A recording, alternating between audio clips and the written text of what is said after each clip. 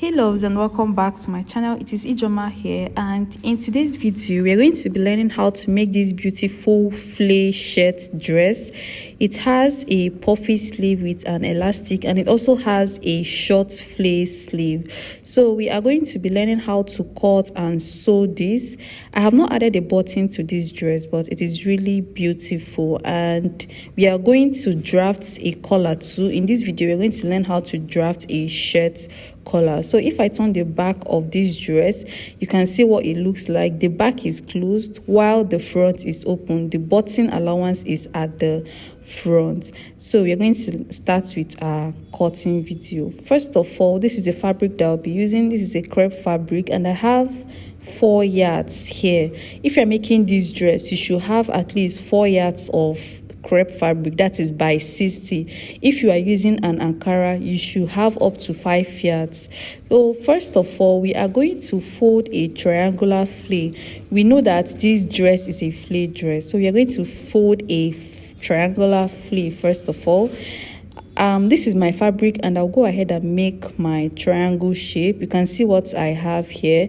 So after folding your fabric, you make sure that one side of the flare is open and one side is closed. This is the triangular flare that I am talking about. So this open side, this open part will be our side. We are cutting out the back of the shirt. First of all, you need to cut the back. First of all, the open area is our side, while the closed area is the center back. From the pointy parts of the triangle, you will come down by 13 or 12 inches. From the pointy part, come down by 13 or 12. Then you mark a straight line there.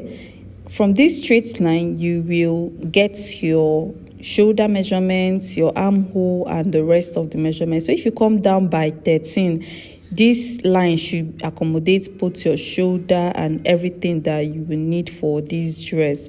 I am done cutting off the remaining part of that pointy area. Now, from the folded area, that is our center, we are going to take our shoulder measurement. My shoulder is 15 inches plus half-inch seam allowance I marked. Then from there, I came down by 8. 8 is my armhole line or chest line. Then I'm going to mark my armhole for now. We are still going to do some trimming around this armhole area, but for now, let's leave it this way. I am done getting my shoulder measurements, and I am done marking my armhole. The next thing is to get our neckline. The width of our neck is 2.5. I want to use 2.5. Then the depth of the back is 1.5. If you are making this dress and you are slim, use 2.5 as the wideness of your neck. Then the depth of this back will be 1.5. Then I'll connect. After that, I'll cut out our back neckline and our armhole. After doing this, the next thing is to mark our shoulder slant. So since we are making a flare, I'm going to be using 1.5 for my shoulder slant. I may still trim this area because working with flare sometimes, making a flare dress can be tricky sometimes. So I am done marking my shoulder slant, and I had to increase my armhole depth. Then from my shoulder, I got my bust point. My bust point is 10. Then from there, I'll get my bust measurements. My bust measurement is 36 divided by 4, that is 9. And I added extra 4 inches for ease. If you are making this, please mark your bust measurement, measure it so that the bust area will not be too big. After getting your bust measurements, you will add 4 inches for ease. The next thing is to get the full length. I want it to be a very short dress. The full length is 34 inches plus 1 inch seam allowance, that is 35. So I am marking 35 inches round, and remember, this is a flay. Then I'll go ahead and complete the full length. Like I said, measure your bust, then add 4 inches for ease. Then from there, I will connect to the full length. You can see that the bust area is a kind of fitted, or it is fitted. Then from there, you will mark your flay. It depends on how wide you want the flay to be. Then at the side, you can come up by 3 inches or 4 inches, and you are going to slant. If you want, you can leave it that way, but I want to give it a curved shape at the side. I came up by 4 inches and I curved.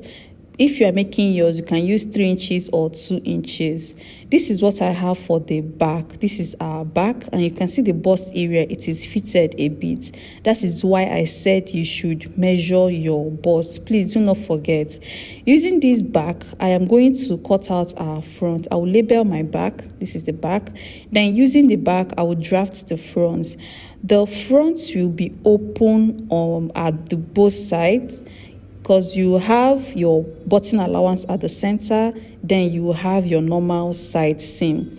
I am done folding another triangular flay for the front, and I'm going to place the back on this fabric that I folded. Then this straight area, the open area, I will use it as my button allowance because it is straight. At least I know that it is straight. This is the area that I'll be using for my button allowance. So if you place it this way, you leave like 2 inches for your button allowance or 2.5 inches for the button allowance. You can see what I have there. I'm going to open the center front, and the sides will be open as well. Right now, I'm going to cut out the full length of this dress. You can see once you are done cutting your back, cutting the front will be really easy for you. This is my shoulder area. I have cut that out. Then I'll go ahead and cut out the full length. This is the full length, and you have our flay shape. So you can see the closed side of the area is facing the open side. The closed side of the back is facing the button allowance. Then this is my armhole. That area that I'm cutting now is the side of this front panel. Then after that, we are going to measure our button allowance. I have 2 there. It is okay. Then for the neckline of the front, I will make it 3 inches deep. The back is 1.5, but the front will be 3 inches. So this is my 3 inches. I will go ahead and cut out. So after cutting this out, I slanted my shoulder more. This is a flay dress, so the shoulder and the armhole may misbehave. Just keep on trimming until you get what you want. So this is my 3 inches for the front and 1.5 for the back. The next thing that I'm going to do now is to fold. I'll open up the front panel so that we can see. Then we are going to fold this button allowance. This is our front. It is 2. We have 2 pieces for the front. The next thing is our sleeve. So for this sleeve, we have the puffy part and we have the flay part. I folded into 2 so that I can cut out the 2 sleeves once. So this is my sleeve slant, and I'm going to give this sleeve an A-line shape. If you are cutting your own, it should be a big sleeve, but it should have this A-line shape. Then you will mark your chalk where you are going to place the center elastic. This sleeve will have an elastic at the middle and at the edge. So you can see what we have here. I have 2 pieces here, one for the right and one for the left side. That is for the puffy sleeve. So this one is for the flay. I am going to fold this my fabric twice so that I can get the 2 flay once. Now after folding from the center, you are going to mark 9 inches. First of all, mark 9 inches. 9 inches is okay for all sizes, so just mark your 9 inches round. Then after marking the 9 inches, you go ahead and cut out. So this is our basic flay for now. We are going to indicate the center of this circle or the center of this flay. So I'm going to open this up. You can see the 2 of them. I have opened them up, and you can see the area where I have my white chalk. That is the center of this circle. Then from that center, I'll come down by 3 inches, and that is our new center. From the center, come down by 3, and that 3 is the new center. Then you take the 3 inches around that new center line of the circle. You can see from the former center, I came down by 3 inches, and that is my new center. Then I measured 3 inches round the new center. I'll go ahead and open it, and this is our armhole area. This opening right now is our armhole, and I will notch the shoulder area. This place that notched will be at our shoulder line. So this is what it is going to look like at the shoulder. We'll keep this one aside. So back to the front panel, I am done folding our button allowance. You can see our button allowance. I am done folding that. Then I'm going to place the two of them. I'm going to overlap them, then pin them down. This is very important because this area is button allowance. They need to overlap each other. So pin them down first of all before you shape your shoulder and the side of the dress. Right now, I will place the back on these fronts and I'm going to join the shoulder and also join the side seams. Just close the shoulder and the side seam. So I am done closing the shoulder and the side seam and I have ironed. You can see what I have here. So right now I'm going to retrim my armhole. My armhole looks small. I'll just go ahead and retrim it a bit. Please make sure that your shoulder measurement is not affected. Make sure that your shoulder measurement is not too small. You can see our armhole. This is the armhole of the dress. Then I'll also trim the down part of this dress so that all of them will have the same length. I just ironed this fabric, so some parts are longer than some. Just go ahead and trim off so that everything will be equal. After doing this, we are going to add our flare sleeve. First of all, the small sleeve. We are going to add that flare sleeve. So this is the flare sleeve. I have ironed and I hemmed the edge. You can see the notching at the center of the flare. I'm going to attach that to my armhole area. So this flare sleeve will come first before the puffy sleeve. So just go to your sewing machine and add it first of all. So I am done adding the flare sleeve and this is what we have. The next thing that we are going to do is to attach the puffy sleeve. But before I do that, I will add my elastic. And like I said, this puffy area has elastic at 2 points, at the middle and at the edge. So this is the fabric for the sleeve. I am done folding the edge. This is where I'm going to insert the elastic for the full length. Then this is the elastic that I'll be using. I'm using 0.3 inch and I am going to measure 8 inches. The length of my elastic will be 8 inches. I'm making this 8 inches because of my size. If you are making this for a different size, you are free to determine how long you want your elastic to be. So I'm going to cut out 4 pieces, 2 for the right sleeve and 2 for the left sleeve. So after doing this, I'm going to extend this line that I marked at the middle of this sleeve. This is where I'm going to run the first elastic. You are going to run the first one there. Then the second one will enter. You insert the second one at the full length of the sleeve. This is for the second sleeve. Then I'll go ahead and run the first elastic at the middle of this sleeve first of all. So this is what I have. I am done doing that. I'm going to insert the last elastic, the one you have at your ankle area. So as you are inserting, remember to secure with your pins. This is for the first sleeve, and after inserting, I will hold the both of them with my pin.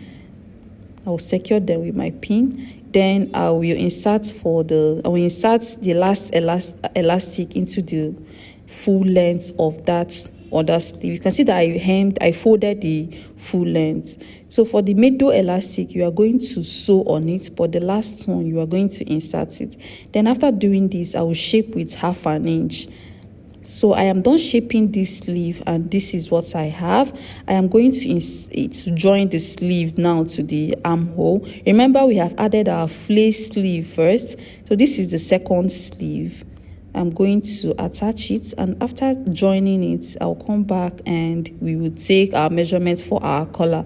Our collar is almost the last thing we are going to add to this dress. So I am done fixing that sleeve and you can see what I have. Our shirt dress is taking shape already. The next thing that I'm going to do is to measure our round neck. You are going to use your round neck measurements for your collar cutting. So using my tape, I am going to measure the round neck of this dress. So after measuring the round neck of my dress, including the button allowance, I got 16.5 inches. So 16.5 inches is the measurement that we are going to be using for this collar. So this is the paper that I'll be drafting my collar with. I'll fold it into two. Then I am going to divide the 16.5 into two, and we are going to get to 8.25. So I'll mark my 8.25. Remember, this paper is on fold, that's why I divided my collar measurement by 2. So I'll go ahead and mark 8.25. Then for the collar stand, it will be 1.5 inch wide. This is 1.5. Then I'm going to connect this collar stand. Remember, you will draft a collar stand first of all before drafting the main collar. So this line that I'm marking now is for our collar stand. The measurement on fold is 8.5 and the height of the collar stand is 1.5. So I have connected. Then after doing this, from the center front of the collar, you come back by 1 inch.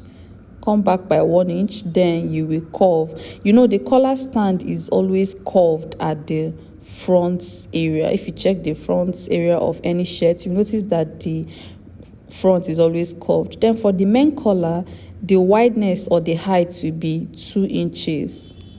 Then I am going to mark a straight line to meet that area where I curved my collar stand. Then I'm going to extend the line a bit so that it will give me a triangular shape.